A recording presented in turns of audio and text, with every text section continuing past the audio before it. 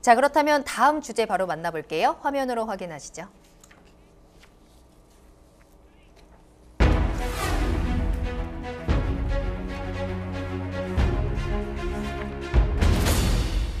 차기 정부의 세제 개편 파장은 세금입니다. 가장 복잡하고 가장 예민한 부분이 아닐까 싶습니다. 박성규 대표님, 저희 부동산 상담 프로그램 할 때도 그렇죠. 세금에 대한 상담이 굉장히 많이 들어오고 네. 저는 옆에서 들어도 계속 헷갈리는 부분 중에 하나가 이 세금이거든요. 워낙에 많이 바뀌기도 했고요. 이 부동산이랑 세금은 뗄래야 뗄 수 없는 관계임은 분명합니다만, 그렇기 때문에 이번 공약들 가운데서도 당연히 이 세제 개편에 대한 내용이 이제 포함이 되어 있습니다.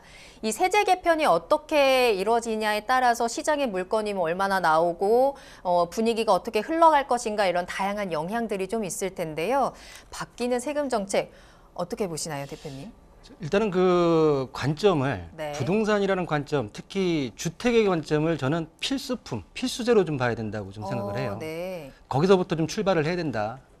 전반적으로 지금 부동산에 걸려 있는 취득세, 보유세, 그리고 양도세, 전체적인 세금이 타 국가보다도 전체도 다 높아요. 그렇죠. 그렇다고 하게 되면 항상 누누이 우리 교수님도 그러셨고 모든 전문가들이 얘기했을 때 거래는 좀 자유롭게 하고, 정말 다주택자나 투기자를 잡으려고 하게 되면은 보유세를 높여라라는 어떤 그런 얘기까지도 많이 나왔었는데, 전반적으로 지금 윤석열 후보 같은 경우에는 취득세 같은 경우에 지금 고취득세 12%까지 올라가 있는 취득세를 좀 단일화시키고 좀 내리겠다라는 얘기를 했었고요. 종부세 같은 경우에, 보유세 같은 경우에는 현재 지금 재산세와 종부세를 합치겠다 해서 지금 보유세를 좀 통합시키겠다는 얘기를 했고, 또 양도세 같은 경우에도 기존에 있는 지금 다주택자 양도를 해서 물건을 풀겠다고 했는데, 여기서 좀 하나 주목할 게 하나 있습니다. 네. 우리가 얘기하는 고가주택이라는 기준 가격이 너무 들쭉날쭉 뒤죽박죽이 돼버렸어요. 그러니까 예를 들어서 지금 재산세 감면이나 주택연금 가입, 그리고 1가구 1주택 월세 가사나 아파트 특별공고 중도금 대출 같은 경우에는 9억 원이 지금 기준이고요. 네. 종합부동산 같은 경우에는 지금 공시가격 11억 원이 기준입니다. 또 양도소득세의 지금 과세 기준은 지금 올 1월 8일 바뀌었던 12억 원이고요. 네. 또 대출 같은 경우에도 15억 이상은 또 금액이 또 안 나와요. 너무 지금 우리 국민들, 서민들을 헷갈리는 정책에 세금이 맞춰져 있다. 좀 단순화시킬 필요가 있다는 생각이 들고요. 제 개인적인 의견은 뭐냐면, 네. 고가주택이라는 네 단어에다 맞춰서 좀 일률적으로 단일화시킬 필요가 있지 않을까. 예를 들어서 양도소득세를 12억까지 시세로 해서 이거에 대해서 혜택을 줄 것 같으면, 네. 비과세를 줄 것 같으면 전반적으로 좀 통일화시키는 부분이 좀 필요하지 않을까라는 생각이 들기 때문에, 좀 뭔가 세금에 있어서 복잡했던 부분을 우리 국민들이 좀 더 쉽게 이해하고 내가 대응할 수 있는 정책을 좀 만들어야 되지 않을까라고 좀 생각하고 있습니다. 너무너무 공감하는 부분이기는 한데, 세금이라는 게 워낙에 각자의 상황마다 다 다르다 그렇죠. 보니까 조금 더 복잡하게 책정이 되는 부분도 있잖아요. 단일화했을 경우에 부작용 같은 거는 없을까요? 일단은 부작용을 각계 개인의 소득과 그리고 자산 규모에 따라 틀리긴 하겠지만은, 네. 전반적으로 어떤 부작용보다는 순기능이 더 많지 않을까. 전체적으로 좀 다수의 이득이 될 수 있는 방향 정책으로 가야 되지 않을까라는 게 제 개인적인 생각입니다. 이것도 이제 윤석열 당선자가 후보 시절에 내놓은 정책이 있어요. 네. 또 안철수 후보도 똑같은 정책을 내놨는데요. 이 부동산 관련 세금이 이제 거래세인 취득세와 양도소득세가 있고 또 보유세가 있습니다. 보유세는 이제 재산세와 종합부동산세가 있죠. OECD 37개 국가 중에서 우리나라가 2019년도에 7번째로 높았습니다. 그리고 지난 2020년도에는 우리나라가 5번째였고요. 올해가 지나면 아마도 1등이 되지 않겠나. 근데 이제 문재인 정부에서는 이제 양도소득세를 제외하고 계산을 합니다. 그리고 재산세만 따질 때는 또 낮아요, 우리가. 왜 그러냐면 양도세나 취득세가 높기 때문에 그런데, 양도세를 안 받는 나라도 있어요. 뉴질랜드나 호주 같은 데는 안 받습니다, 아예. 증여세도 없고요. 또 재산세도 이제 독일이나 영국 같은 데는요, 세입자가 냅니다. 이렇게 나라마다 다른데 세금을 걷기 편리한 쪽으로만 이번 정부가 끌고 왔던 거거든요. 그래서 윤석열 당선자가 이 종합부동산세가 지난해 94만 7천 명, 5조 7천억을 거뒀습니다. 토지세까지 합치면 8조 6천억입니다. 이게 재작년에는요, 1조 6천억 정도밖에 안 됐습니다. 무려 5배가 더 늘었죠. 그러면서 이제 전체 인구의 뭐 2%라고 그러는데 실질적으로 뭐 태어난 아기가 종부세 대상자는 아니지 않습니까? 그렇죠. 네, 그래서 집을 있는 사람들끼리 합치면 한 6%가 넘습니다. 네. 자, 저는 그 대표님 말씀하신 대로 고가주택에 대한 개념이 없어야 된다고 봐요, 저는. 그러면서 이게 그 재산세 자체는요, 금액이 높으면 높을수록 누진과세 되어 있습니다. 그냥 누진세만 적용하면 돼요. 그래서 아마도 이번에 그 윤석열 당선자가 네. 종합부동산세를 재산세에 합친다고 했기 때문에 고가주택의 개념은 없애고 누진과세를 좀 강화하지 않겠나. 그렇게 하면서 이제 은행에서 만약에 대출을 줄 때 고가주택을 적용할 때는 은행 나름대로 정하게 하거나 자율적으로 하지 않겠다는 생각이 들어요.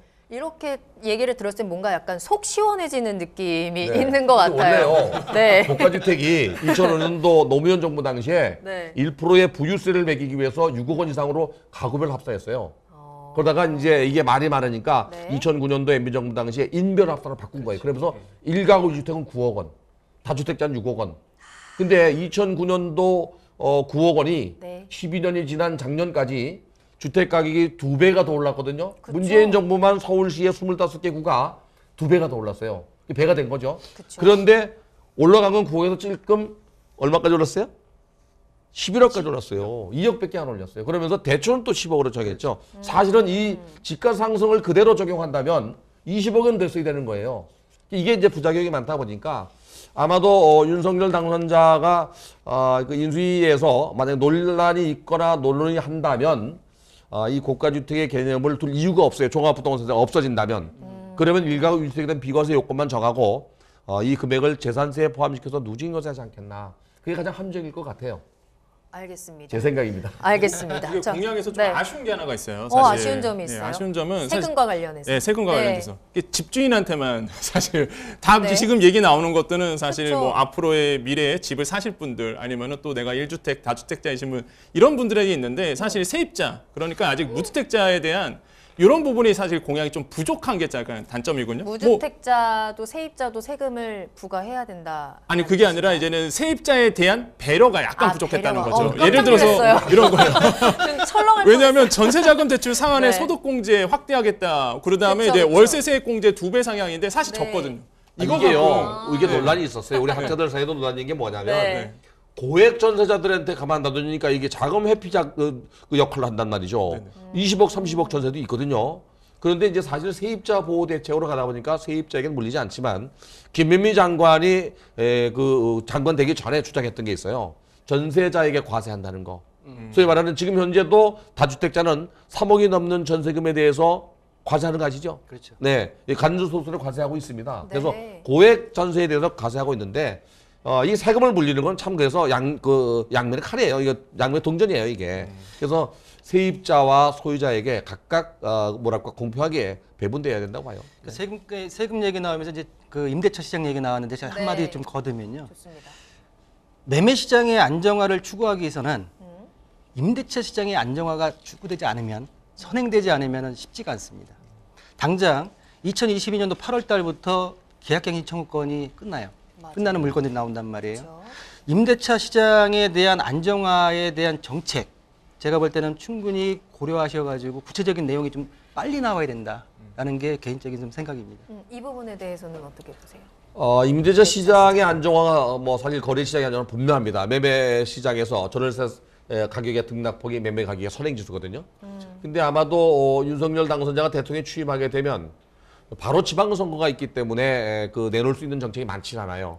근데 가장 먼저 손을 대야 될 게 대표님 말씀대로 임대차 시장이에요, 지금.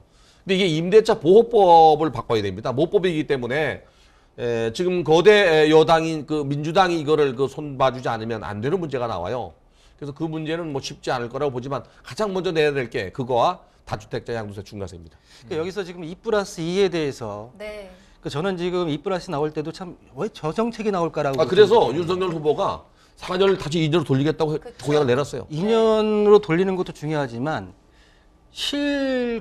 거주하는 자녀가 있는 학생들, 특히 중고등학생 학생들 같은 경우는 3년제란 말이에요. 이사 가는 타이밍이 2+2가 안 맞아요. 그렇죠. 그러니까 그런 어떤 실생활에 있어서의 어떤 현실적인 부분도 좀 고려가 돼야 되지 않을까. 그러네요. 네. 그러네요.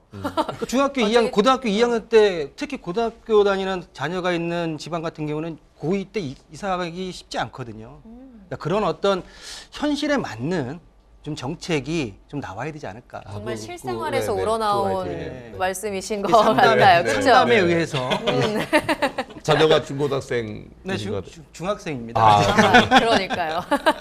이 부분도 꼭 같이 고려를 해주셨으면 네, 좋겠습니다. 자, 가장 복잡할 수 있는 이 세금에 대한 부분, 가장 머리 아팠던 이 세금에 대한 부분을 저희가 짚어봤는데 말씀해 주신 대로만 이게 잘 진행이 된다면 정말로 조금 더 단일화되고 우리가 좀 이해하기도 쉽고 정말 속 시원한 세금에 대한 정책이 되지 않을까라는 기대감을 가져보겠습니다.